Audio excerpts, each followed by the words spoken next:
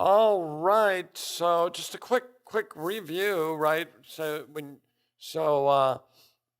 you think of biblical theology, I'll talk a little bit about this more tomorrow. But I think of biblical theology in terms of a historical storyline, right?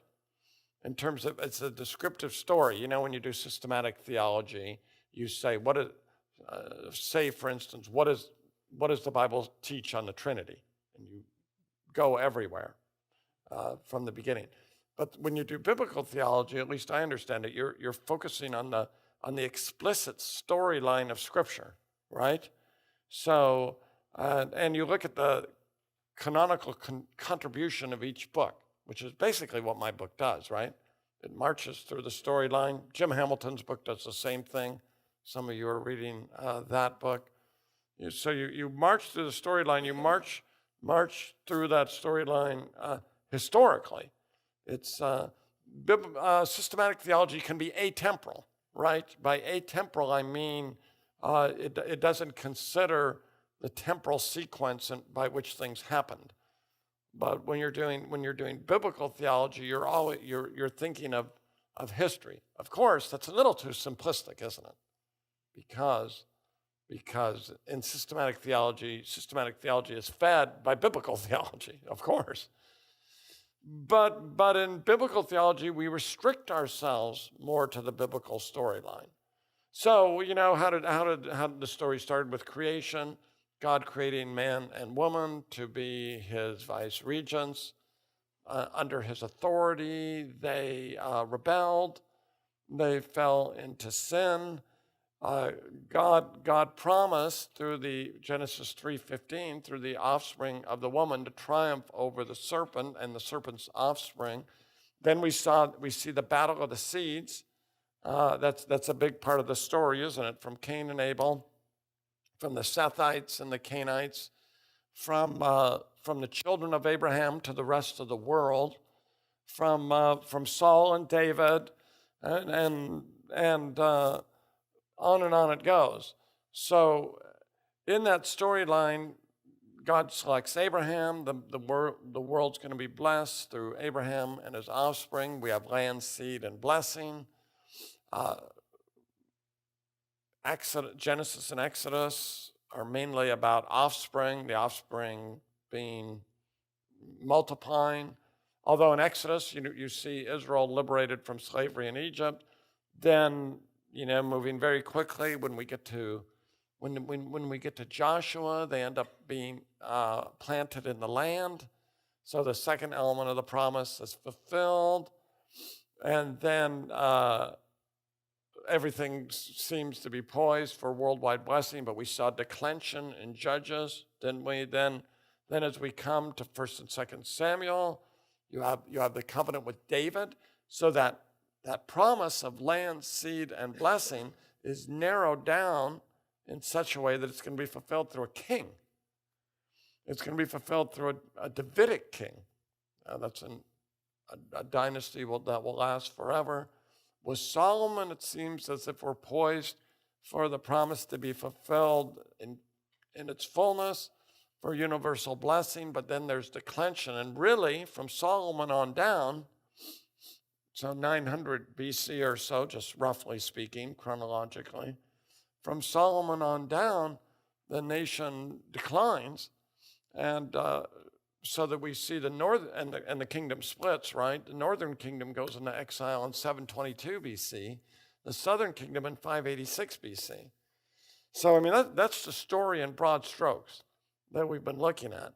The story of Israel's, the promise given to Israel, the covenants given to Israel, and yet the promises aren't being fulfilled. So, right now, we're looking at some of the wisdom literature. So today, we're looking at some of the writings and the prophets.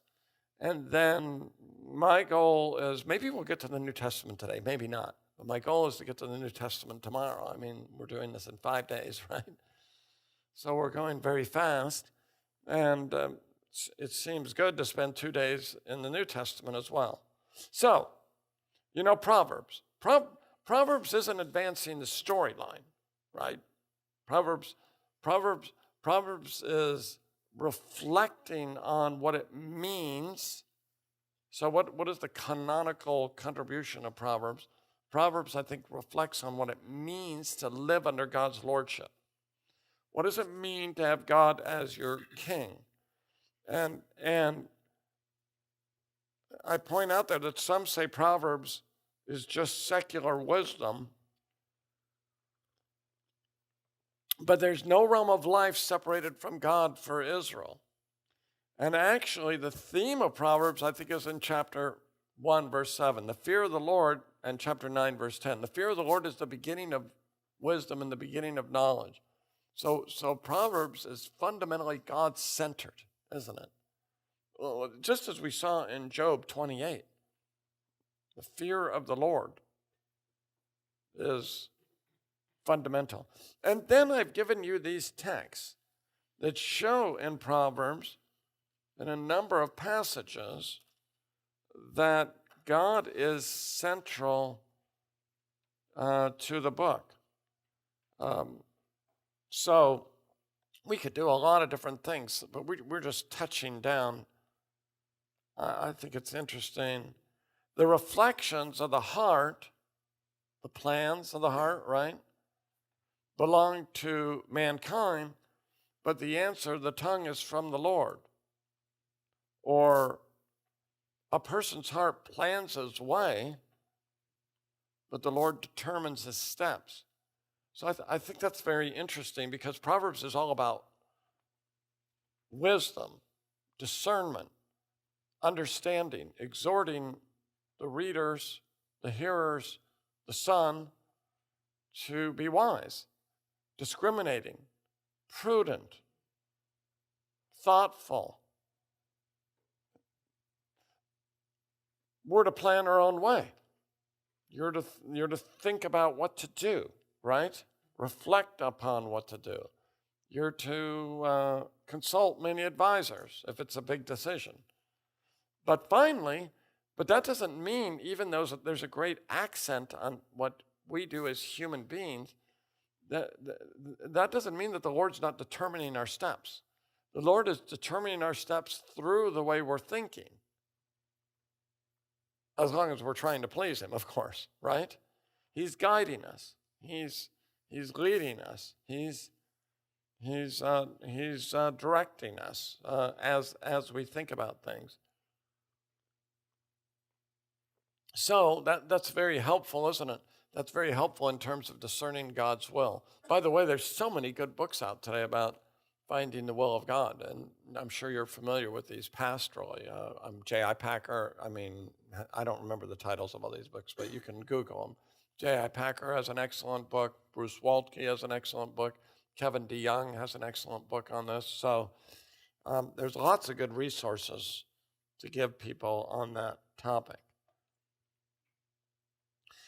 Another interesting thing about Proverbs is the emphasis on wisdom being tied on your hands and bound in your heart.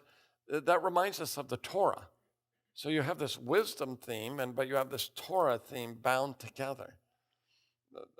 Those who are wise who have the law on their heart, and we think of Psalm 1, which is really a wisdom psalm, right? You see, the wise person meditates on the law of the Lord day and night.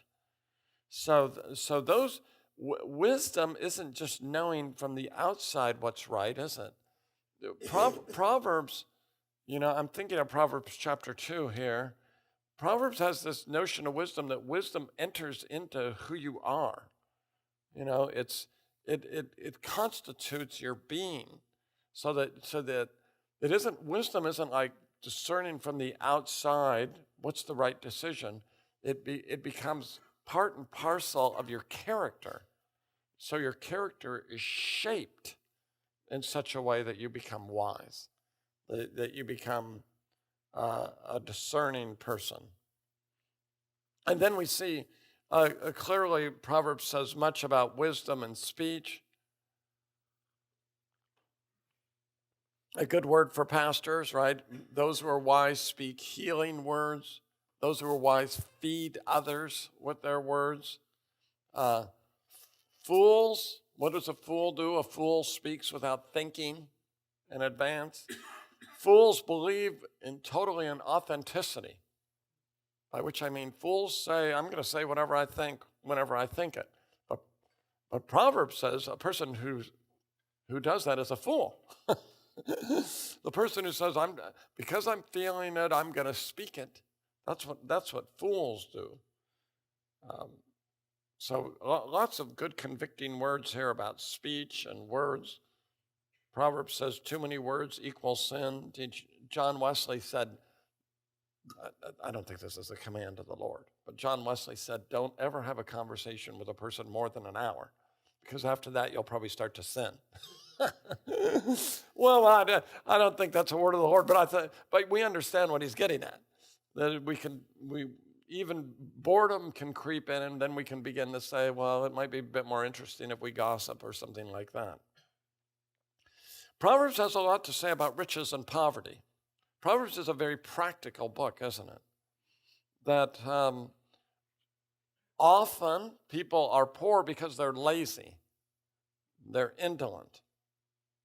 So I use the word often. But that's a good word, isn't it? To reflect upon.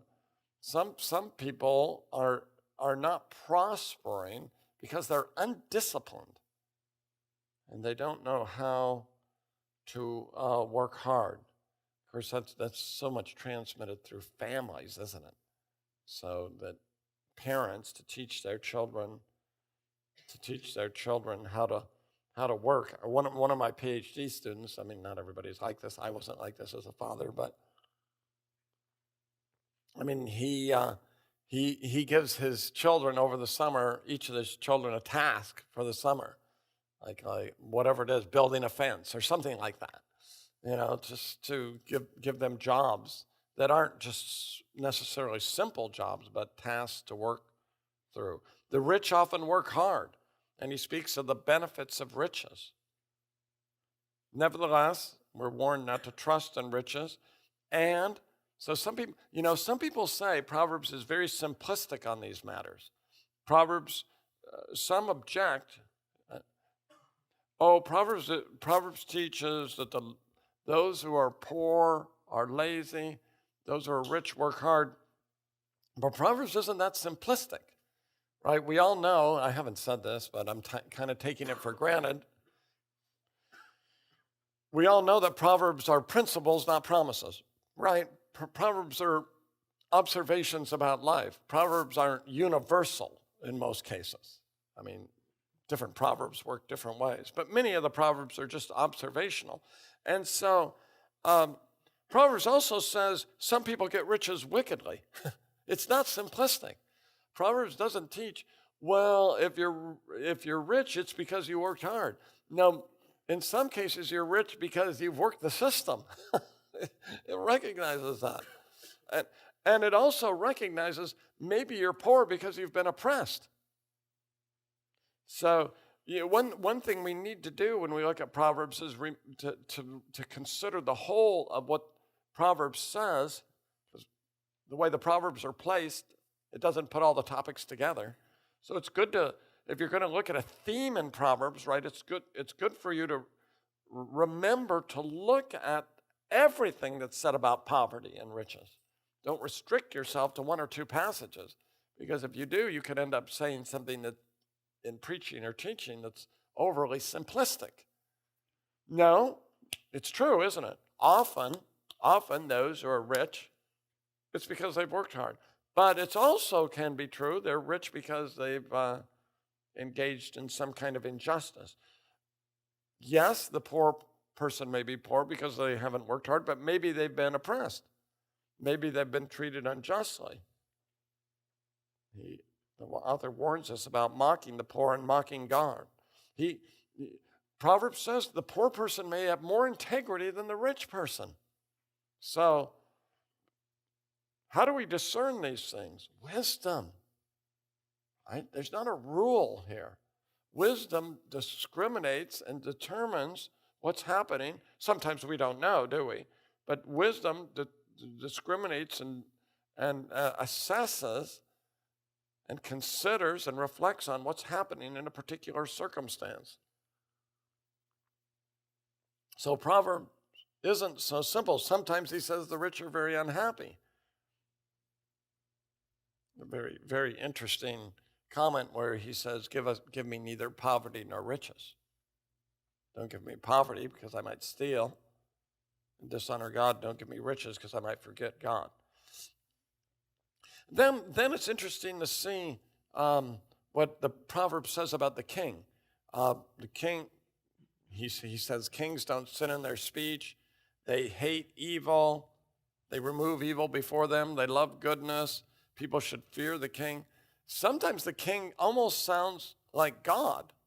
They search out what is hidden. The heart of the king is unsearchable. You know, again, if you look at some of the proverbs seem to almost say that whatever the king does is right. You know, but we have to look at all the proverbs. Kings may also do evil. They may listen to falsehood. They may do injustice. They may mistreat the poor. So again, when we look at any theme, we see again, we have to look at the whole of what Proverbs says on a subject. And then we have just many wise observations about life, don't we? We think of this in theological debate. One person seems right until one hears the other side. I feel that way about some theological issues, even though I've written on this. Romans 7, you know, I hear one side, it's pre-Christian. Yes, that's right. I hear the other side, it's Christian. And then I think, yes, that's right. It's a very difficult issue to decipher. I've written both positions. So somewhere I'm right? Who knows where it is? So I don't want to advertise that too much about my instability, but I like this one. Don't visit your neighbor too often or they'll get sick of you. So, you know, I just think of that in terms of people I like to visit. Okay, don't limit the visits, right? You don't want them to get tired of you. Or, you know, those laughing or joyful on the outside may be grieving on the inside. So forth and so on. I really like this one. If you have no oxen, you have a clean manger. I'm kind of a clean, organized person. I don't think I'd want an oxen. They're messy, you know, all kinds of work. But he says, your manger may be clean, but you have no crops. It's kind of messy, but you get more crops when you have the oxen, right? Or sometimes this is good for those of us who are theologians and pastors, even on the internet. Don't meddle in quarrels that aren't yours, right? Don't get involved. Sometimes I'm on Twitter, and sometimes on Twitter people want to invite me to a debate. I don't get on debates on Twitter. I can't do a theological debate on Twitter. I just ignore comments like that on Twitter because it's too superficial to try to answer people on Twitter in a theological debate. So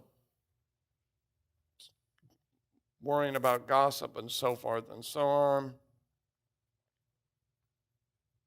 Maybe I should say a word about this. You know, Proverbs is very strong about being vigilant about sexual sin, about the great dangers of it. So, which is a constant issue, isn't it? So many pastors fall in that area. The future, Proverbs talks a lot about the future. Again, you know, we're just going very fast on this.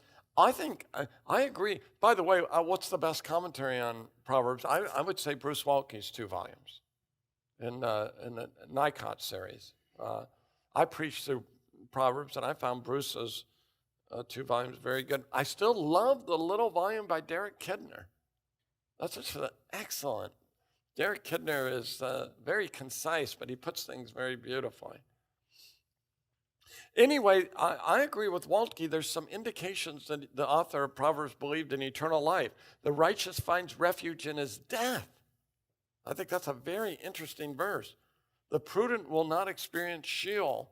So I agree with Waltke. There's indications in the book of life after death for the righteous in Proverbs. You can read what I wrote there. What about the New Testament in Proverbs? And so, this is a huge verse in the history of interpretation and in historical theology. The Lord acquired me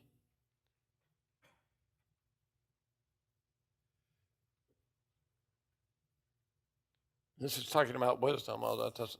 The Lord acquired me at the beginning of his creation before his works long ago. This is wisdom. I was formed before ancient times. Maybe I'll take the LXX out of here. I was formed before ancient times, from the beginning, before the earth began. I was born. Now, I'm a big fan of the HCSB, but I think the verb acquired there is not a good translation. For kana, I think it means created. And the argument I'd use is just the other words he uses. I was formed, I was given birth to. I was given birth, right? I was established. This is poetry, right? This is poetry. And one of the reasons the early church had problems on this is the Orthodox, those who were Orthodox Christologically, wanted to argue that it can't mean created because then Christ would be created, right? And the Arians who argue that Christ was a creature, who are the modern day Arians? Jehovah's Witnesses, right? Jehovah's Witnesses are modern day Arians, that Jesus is a creature at the end of the day. The Arians went to this verse to say the Lord created wisdom at the beginning and said Christ was created. But here's the point. This passage isn't about Christ in its historical context. This passage is about wisdom. This is not a direct passage about Jesus Christ. Yes, Jesus is the wisdom of God. He fulfills what the Old Testament says about wisdom, but he's greater than wisdom. So I think both sides were wrong to appeal to this verse to see it as a direct statement about Jesus. It's not a direct statement. Yes, Jesus fulfills what we find in the Old Testament. Jesus is the wisdom of God, but he's greater than wisdom. Wisdom here is just personification. It isn't a creature of some kind. So that's just an important reflection on history of interpretation. I would say earthly riches and blessings in Proverbs point to eternal blessings and riches. In the Old Covenant, you're promised earthly riches and blessings for obedience. We see this in the New Testament. How does the New Testament appropriate that language in terms of eternal riches and blessings?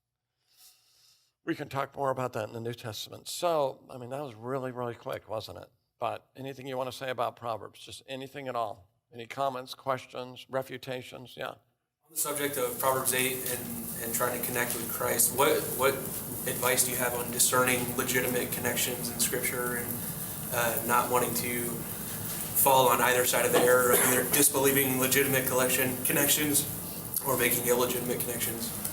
Yeah. I think a lot of it has to do with, I'd say methodologically, at least two things at the beginning. We always read the Old Testament in its historical context first. So when people go astray typologically or even allegorically, they tend to jump over the original historical context. So we want to make sure that we're accurately interpreting what the original author was saying to the original readers. And I think that's where many go astray. They jump to Christ so quickly. Some people don't jump to Christ at all. That's a danger as well. But some people jump to Christ so quickly. In our circles, it's more jump to Christ. I don't know your circles as well.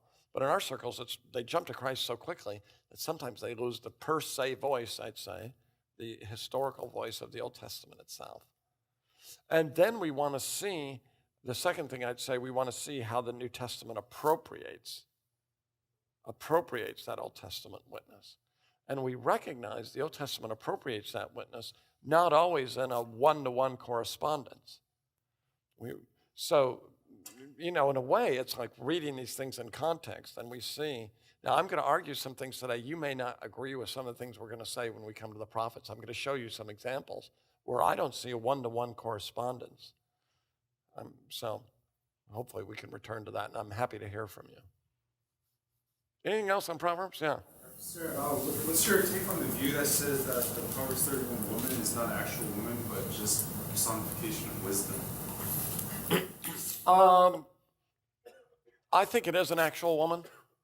I mean, I think he's thinking of a godly wife. I just think there's too much specificity about the wife to think that he's talking about wisdom. So, yeah. Yeah.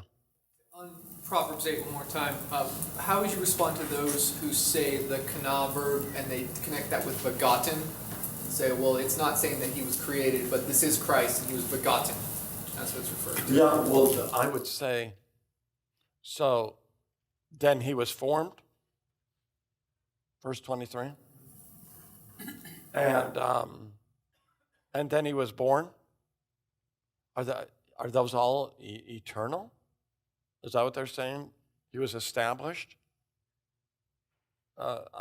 So I think it's clear. I think it's clear what I'm arguing. I think it's clear from the parallel verbs.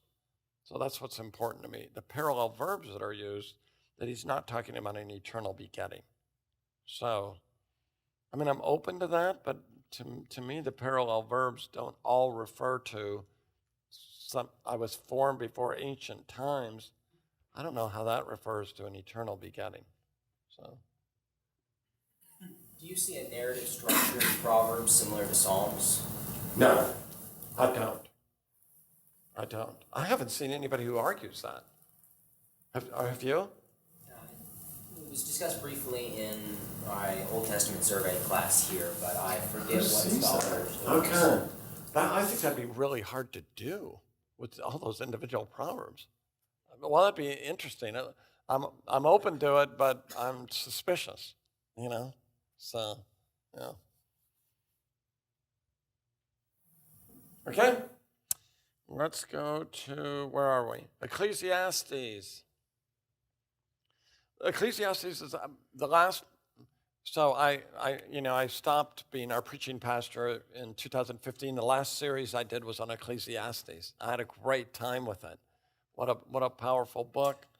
Often this book is read as a book of despair and hopelessness. Existentialists, existential philosophers like the book. But we have to read the book in light of the entire canon. I argue that the conclusion of the book is the hermeneutical lens for the entire book. Many critical scholars argue that the conclusion of the book is a later addition. I'm not persuaded by that, but let's just pretend for a minute they're right, that it's a later addition. The book is still a book. And therefore, even if we're a later redactor, I don't hold that view, but even if it were a later redactor, it still functions as the hermeneutical lens to read the rest of the book. So I don't think that's a good argument. I am not, incidentally, in terms of method, I'm not impressed by people who are telling us how these books were put together in terms of additions and subtractions. That is such a speculative enterprise. And everybody's always changing what's added and what's subtracted because we really don't know. So I take it as part of the book from the beginning. But when all has been heard, the conclusion of the matter is this: fear God and keep his commands, because this is for all humanity, for God will bring every act to judgment, including everything, whether good or evil. So that's our wisdom theme. Whether Job or Proverbs or Ecclesiastes, fear God. What is Ecclesiastes about? It's about fearing God and keep his commandments. So when I preach this book, I said throughout, we have to always remember why we're told everything we're told in this book. And we're told everything we're told in this book so that we'll recognize a future judgment is coming. There's a future reckoning going on. So the message of the book isn't that life is absurd and meaningless. There's a focus on commandments. The message of the book is God is sovereign. God predetermines what happens, but we can't calculate his way. I agree that Kohelet here, by the way, this is a minority view in scholarship, but I agree that Kohelet refers to Solomon. I just think that's the most natural way of understanding it. So the book, I'm probably speaking to the choir here, but the book is one of wisdom. He wrote words of truth. What he says reflects the words of the wise. So what am I speaking against? I'm speaking against those who say, well, this book doesn't fit with the rest of the Old Testament, right? No, the words in this book are the word of God. He talks about the futility of life under the sun, translated vanity, but vanity today, I think futility or meaninglessness is a better word because vanity, contemporaries don't understand the word vanity. They may understand that you're so vain, you're proud. That's not what he's talking about. Life is hevel, striving after the wind. He talks about life under the sun 29 times, life on earth. So he considers life from an earthly standpoint. Very profound, right? Life is futile because we do the same things over and over again. And does it have any effect? Work is futile because you work all your life, you make money, he says, and you may leave it to a fool. Right? Or he says, even people who work hard often do so out of envy, right? They just want to best someone else. Pleasure is futile, money doesn't satisfy, it can be gone in a day, so forth and so on. What a good message to preach to people today. This is a great book, not just for believers, but for unbelievers. Where are you looking for your satisfaction? Your intellect, pleasures? Ultimately, it does not satisfy. If you've read, it's such a scourge. It's a problem everywhere, right? Pornography is such a problem. If you've read about it, people who give themselves to it, if you've read the studies, does it satisfy? It ultimately doesn't satisfy people who indulge in it. Finally, many of them, they can no longer enjoy sexual relations with their spouse. So instead of finally bringing satisfaction, it shrivels someone up, right? And enjoys, it dampens the enjoyments that God gives to those who are married. So the pleasures of life, that which brings pleasure, whatever it is, finally, whatever they are, they don't ultimately satisfy. Life is full of injustice and oppression. Life is often unfair, so forth and so on. So I'm not lingering on this very long because we talked about Job yesterday, very much like Job, right? So we could talk about this longer. We have a lot to do in this class, but Ecclesiastes, like Job, reminds us you can't calculate what's going to happen in life. The best team may not win, right? The best team doesn't always win the World Series.